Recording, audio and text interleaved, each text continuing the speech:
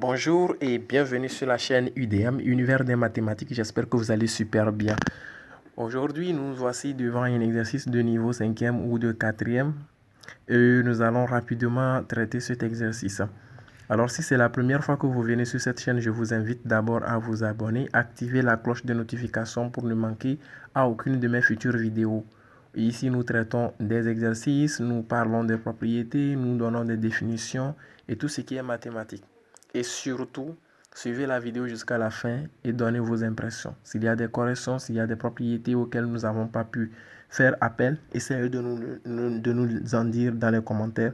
Cela va, n'est-ce pas, améliorer notre connaissance ou, n'est-ce pas, améliorer la qualité de connaissance que nous dispensons sur cette chaîne YouTube dans le domaine des mathématiques. Alors, sans plus tarder, nous allons commencer la résolution de cet exercice. Résolution.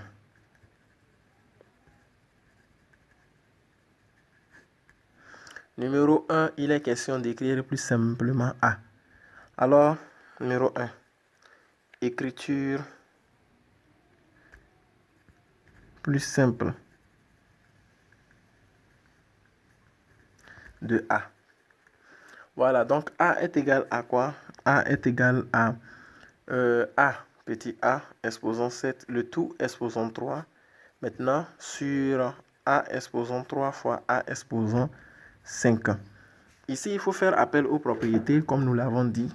D'abord, dans une propriété, nous avons dit que lorsque nous avons A exposant n, le tout exposant m, c'est égal à A exposant n fois m. Donc, c'est cette propriété qu'il faut faire appel ici.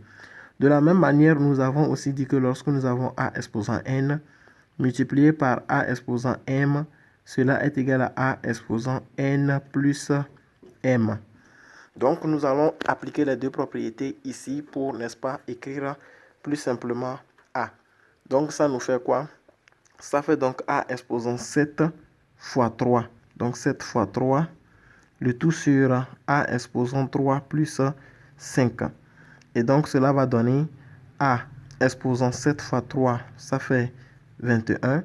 Le tout sur A exposant 5 plus 3. Donc, ça fait donc A exposant 8. Alors, nous savons aussi qu'il y a une propriété qui dit, lorsque nous avons A exposant n, le tout sur A exposant m, cela donne quoi? A exposant n multiplié par A exposant moins m, entre parenthèses, sans oublier la condition. Si l'exposant n est plus grand que l'exposant m, on écrit comme ça. Vous voyez? Cela veut dire que si c'est le contraire, c'est-à-dire si l'exposant m est plus grand que l'exposant n, ça veut dire que nous aurions A exposant n, le tout sur A exposant m, qui serait égal à 1, le tout sur A exposant m, multiplié par A exposant moins n. Dans ce cas, c'est m qui est plus grand que n. Voilà des propriétés qu'il faut maîtriser. Donc ici, comme l'exposant ici, 21, est plus grand que le 8, nous pourrons donc appliquer la première propriété. Donc ça nous fait A exposant 21 multiplié par A exposant moins 8. Or, nous avons aussi déjà appris que lorsque nous avons A exposant n multiplié par A exposant m, cela est égal à A exposant n plus m. Vous devez aussi comprendre que lorsque nous avons A exposant n multiplié par A exposant moins m, cela serait encore égal à A exposant n moins m tout simplement.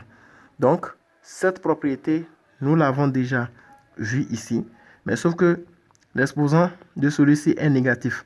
C'est pour cela que je l'ai d'abord fait appel, avant, n'est-ce pas, de vous parler de son équivalent.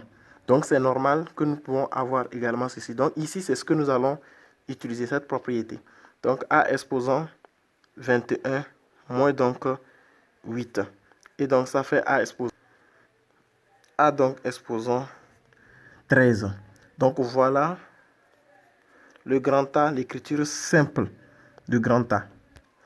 Alors, numéro 2, je le mets dans le coin là. Numéro 2, il est question de développer grand B.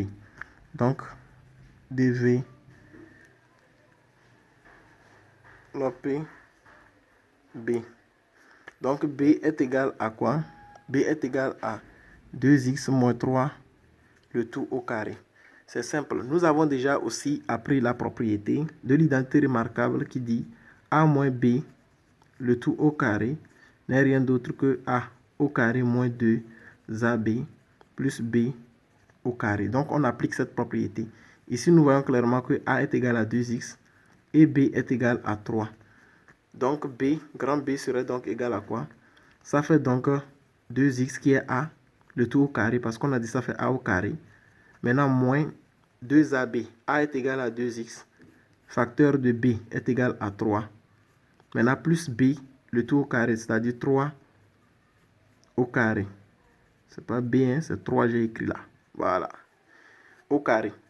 Donc, en appliquant cela, puisque nous savons que A exposant n multiplié par, enfin, A fois B, le tout exposant n, ça fait A exposant n fois B exposant n.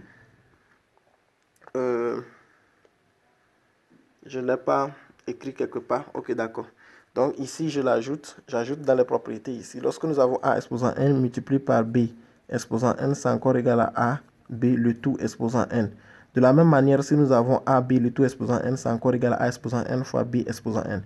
Et c'est le cas de notre cas ici. Donc ça fait 2 au carré, ce qui fait 4, x le tout au carré. Moins maintenant 2 fois 3, ça fait 6. Maintenant le 6 fois, ou bien 2 fois 4, 2 fois 2, ça fait 4. 4 maintenant fois 3, donc ce qui fait 12. Donc 12x. Plus donc 3 au carré, c'est un carré parfait, donc ça fait 9. Voilà donc le développement de B en appliquant la formule de l'identité remarquable. Au niveau de numéro 3, il est question de calculer C. C, c'est une fraction sur une autre. Donc nous avons une règle. Nous commençons toujours par le dénominateur. Donc ici, ça nous fait 1 tiers plus 3 demi, le tout sur... Donc nous appliquons la règle au dénominateur. Nous savons que lorsque nous avons A sur B plus C sur D, cela est égal à A fois D plus B fois C, le tout sur B fois D. Donc nous appliquons cette règle ici. Ok. Donc ça nous fait 3 fois 3, ça fait 9. Plus 2 fois 1, ça fait 2. Le tout sur 2 fois 3, ça fait 6. Alors, n'oubliez pas que le numérateur aussi sera la même chose. Donc, on applique la même règle au numérateur. Donc, ça fait 1 fois 2, ça fait 2. Plus 3 fois 3. Et 3 fois 3, ça fait 9. Le tout sur 3 fois 2, ça fait 6. Le tout maintenant sur 9 plus 2. Le tout sur 6. Donc, nous venons de calculer les fractions sur l'autre. Ça nous fait donc quoi? 9 plus 2, ça fait 11. Le tout sur 6. Sans oublier l'égalité. L'égalité sur la barre des fractions. Et ici, ça nous fait 9 également plus 2. Ce qui fait 11. Le tout sur 6. Voilà ce que C donne pour l'instant. Alors ici également, il y a une propriété. Puisque toujours ça fait une fraction. A sur B. Le tout sur C sur D. La règle dit qu'on garde la première fraction et on la multiplie par l'inverse de la deuxième fraction. Donc la première fraction c'est A sur B. Je la multiplie donc par l'inverse de la deuxième fraction. Donc l'inverse d'une fraction est égal à quoi? Son dénominateur sur son numérateur. Puisque une fraction c'est un numérateur sur dénominateur. Donc l'inverse devient dénominateur sur numérateur. Ce qui fait D sur C. Donc on applique la même règle ici. Ça fait 11 sur 6 que multiplie par 6 sur 11. Et lorsque nous observons ceci, nous savons qu'on peut simplifier dans ce sens pour la multiplication. On peut simplifier également dans ce sens pour la multiplication. On peut simplifier dans ce sens verticalement, n'est-ce pas? Ici également verticalement. Mais on ne peut pas simplifier dans le sens horizontal. C'est impossible pour la multiplication. Donc ici, nous avons 11 qui se simplifie avec 11. 6 qui se simplifie avec 6. Donc nous aurions cette fraction qui va rester 1 là-bas, puisque 1 est un élément neutre. Cette fraction également, il va rester 1 là-bas. Donc la multiplication de 1 par 1 donne 1. Décidément, C est égal à l'unité. Ok. Donc ici, nous avons le numéro 4. On demande de factoriser D. Et l'expression de D, c'est x carré moins facteur de 2x moins 3, le tout au carré. Alors ici, nous devons observer l'identité remarquable a carré moins b carré. Parce que ici, notre a, c'est le x. Et notre b, c'est tout le facteur 2x moins 3. Vous voyez, donc ça nous fait a au carré moins b au carré. Donc l'identité remarquable est claire. Nous l'avons déjà parlé dans la partie qui était passée. Je pense que la vidéo précédente. Ok, donc nous allons donc appliquer ça ici. Ça nous fait donc quoi? Ça nous fait donc x. D'abord, je rappelle que a au carré moins b au carré. Je vais toujours rappeler ça. Ça fait donc a moins b, le tout facteur de a plus b. Et dans notre cas ici, je disais x c'est notre a et b c'est tout le facteur. Donc on applique ça ici. Donc, comment l'appelle-t-on? D est égal à. J'ouvre d'abord les accolades et j'écris, ça fait x moins, entre parenthèses, 2x moins 3. C'est notre a moins b ça. Le tout facteur de a plus b. Donc a c'est x plus donc 2x moins 3. Voilà donc la factorisation de d. On continue à réduire. Donc dans les parenthèses, dans les accolades, nous avons x moins qui multiplie 2x, ça fait moins 2x. Moins qui multiplie moins 3, ça fait donc plus 3. L'autre facteur, nous avons x plus qui multiplie 2x et puis qui multiplie également 3. Ça reste la même chose. Donc on réduit maintenant. X moins 2x, ça nous fait moins x plus donc 3. Le tout facteur de x plus 2x, ça fait donc 3x moins 3. Ok. La factorisation de d, c'est ça. Mais j'ai toujours dit qu'à ce niveau, si vous encadrez, il y a problème. Parce qu'on demande de faire la factorisation. Ça veut dire que dans tous les termes, s'il y a la factorisation, faites la factorisation. C'est comme si on vous demande de faire des calculs en rendant les fractions irréductibles.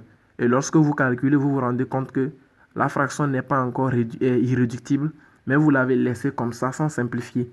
Ça devient faux. Donc chaque fois qu'il y a une propriété à faire appel, faites appel à cette propriété. Ok. Dans la factorisation de d, nous observons que dans le deuxième facteur, nous avons deux termes. 3x et puis 3. Et dans les deux termes, il y a un facteur commun qui est 3. Donc il faut sortir le 3 là. C'est ça qu'on appelle la factorisation.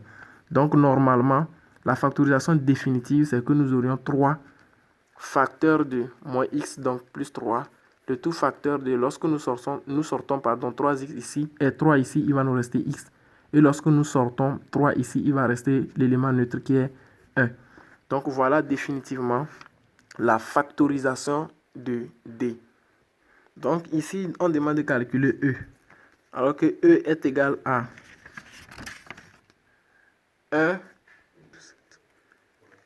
1 plus 2 sur 7. Ok, c'est simple. Nous savons que le 1 a pour dénominateur 1 également. Nous avons dit que tout nombre a pour dénominateur 1. Donc on applique la règle là. Ici, a sur b plus c sur d. Donc, ça nous fait tout simplement 1 fois 7, ça fait 7. Plus donc 1 fois 2, ça fait 2. Le tout sur 1 fois 7, ça fait 7. Donc, ce qui fait 7 plus 2, ça fait 9 sur 7. Et cette fraction est déjà irréductible. On ne peut pas simplifier cette fraction. Donc, voilà le E. Donc, nous voici à la fin de cette vidéo. On se retrouve dans une nouvelle vidéo.